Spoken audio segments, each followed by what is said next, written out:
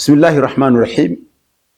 الحمد لله رب العالمين الرحمن الرحيم مالك يوم الدين إياك نعبد وإياك نستعين اهدنا الصراط المستقيم صراط الذين أنعمت عليهم غير المغضوب عليهم ولا الضالين آمين.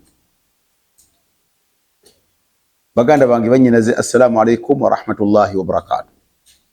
Tukomyewo nga tunatera okumaliriza oba oliawo insha Allah hadithi yaffe gye tubadde twejjukanyako. Tukyali ku kigambo nniya. Naga nti nniya yeyawula omulimu ogwa Katonda n'ogutali gwa Katonda. Nga bwe nakukubidde ebifaananyi nti singa omuntu osheyalinga omulimu gwonna, kankole hijja Allah ampe empeera, niye ate kankole hijja ab'oku kitundu bakakase nti nina ku ssente nsobola okugenda e Makka, ogwo omulimu Allah aguzira, tayagala kumugattako kintu kirala, gukole ye yekka y'aba akusiima. Ne kasita oyagala weerage erya ebitonde ebirala, Allah agugaana. Nikuga nti niye tuyamba ki okwawula omulimu gwa farada ne sunna. Ogeza bwe tuba tusiba omwezi gwa Ramadani, tunuyirira mu mutima ne tumalirira nti ŋŋenda kusiiba mwezi gwa Ramadani, ogwo gwa tteeka. Ne tusiiba ne tuzibya olunaku, ne tusiiba ne tumalako omwezi. Kati ate waliyo sittati, ennaku 6, era nazo tuzisiiba nga bwe twasiiba Ramadani. Ensiiba gye twasiibyemu Ramadani gy'osiibamu ne sittati.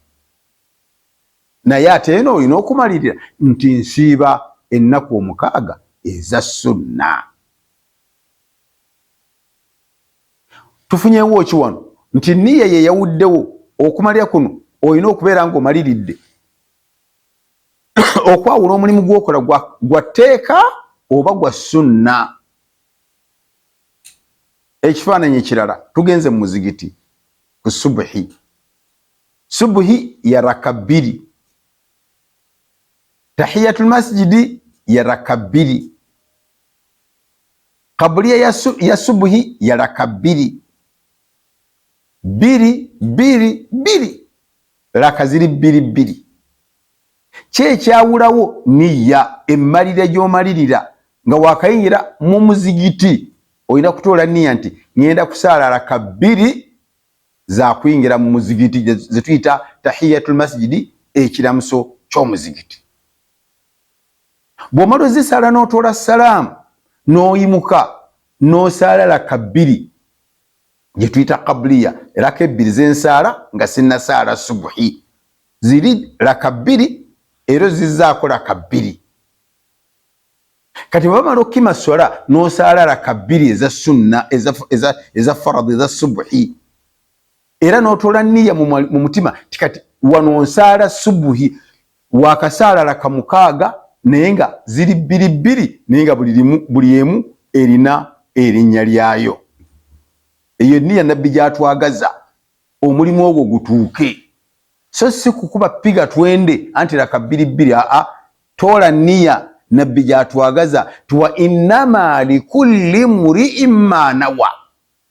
Bw'oba obadde opiga twende, tandika otereeze mu mutima, malirira nti raka 2 zino za kiramuso kya muzigiti, ozisaala oziteeke wali.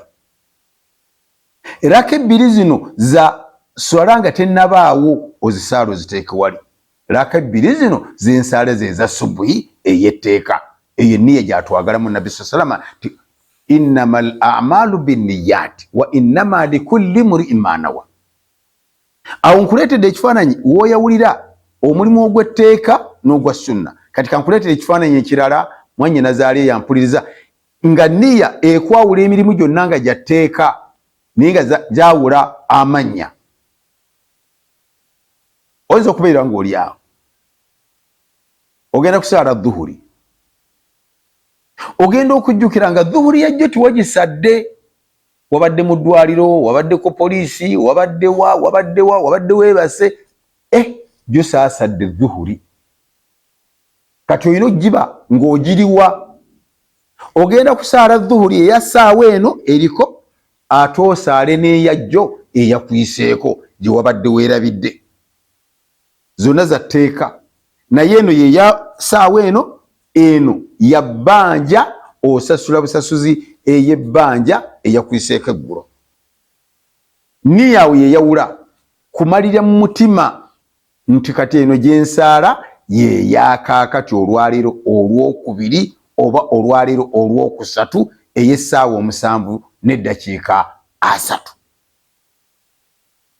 bw'omala okugisaala ate n'otoola niya nti eno kati gyengenda okusaala ye dhuhuri naye yateeka naye eyajjo eyampiseeko olwajjo gye nabadde neerabidde ekyo nabbi kyategeeza mu hadithi muno nti innamal a'malu binniyati buli mulimu gwonna okukkirizibwa olina kuguteekako niya n'omalirira tingenda kusaala subuhi Allah nsaba agikkirize era Allah nsaba agimpeemu empeera kubanga ngikoze ku lulwe oleme kuteekamu nti ate negundi agiyingiremu imaamu andabe nti nsaala abasiraamu balebe nti nsaala gwendugwako ekizibu balijja ne banziika omulimu gukole nga niya oyagala kusiimya Allah subhanahu wa ta'ala awo ojja kufuna empeera zo entuufu mu hadithi muno nabbi kyekyagendererwamu okutugamba nti innamal amalu binniyat emirimu gyonna okutuuka oba obutatuuka kisinzira ku malya gy'omaliriddemu wa innama likulli mri'in ma nawa era Allah subhanahu wa ta'ala agabira omuntu empeera okusinziira ku malirira gy'aba amaliriddemu muganda wange bw'obanga obaddeyo mwannyinaze ng'obaddeeyo okola bukozi mirimu nga totaddeemu niya twala niya nti kintu kikulu nnyo obe ng'omalirira nti ngenda kukola omulimu guno ngenda kusaala subuhi ey'eraka 2 ngenda kusaala dhuhuri ey'esirako 4 ngenda kusaala magharibi ngenda kusaddaakala ku lwa Allah ngenda kulambuula mulwadde ku lwa Allah bwe bw'otoola niya n'ogenda olambuula ofuna empeera saate bw'otambula obutambuzi niya oba totodde tofunawo mpeera ate ng'omulimu ogukoze kemaliza nako abamu kyebaava bagamba kyebaava batugamba nti aadaatu ahlul yaqadha ibadaatu wa ibadaatu ahlil ghafla aadaatu omuntu amala gakola bw'atyo nga tatodde niya n'omulimu gwanifunyemu empeera oviiramu awo mwana wattu saate ono omuzuukufu eyeefaako buli mulimu gwonna gwakola agezaako okulabika nti agufunamu empeera agenze kulambula mulwadde atodde niya afunye empeera ayambala ngoye agenda ku mulimu afunye empeera akomyewo ku mulimu atuuse awaka asomye edduwa eyingira mu mulyango so nga naawe okomyewo era oyingidde yaafuna empeera gwe tofunye ayambulamu engoye asomye edduwa nabbi gye yasomesa afunye empeera gwe naawe oyambuddemu tofunye empeera agenda mu kulya emmere atodde niya asomye bisimi afunye empeera gweokutte bukwasi wuuma na jiiko olidde buli tofunye empeera amaze okulya emmere yeebaziza Allah subhanahu wa ta'ala afunye empeera gwe naawe omaze okulya otambudde butambuzi tofunye empeera aadaatu ahlil yaqadha ibadaatu wa ibadaatu ahlil ghafla aadaatu hadha wabillahi tawfiq wassalamu alaikum warahmatullahi wabarakatuh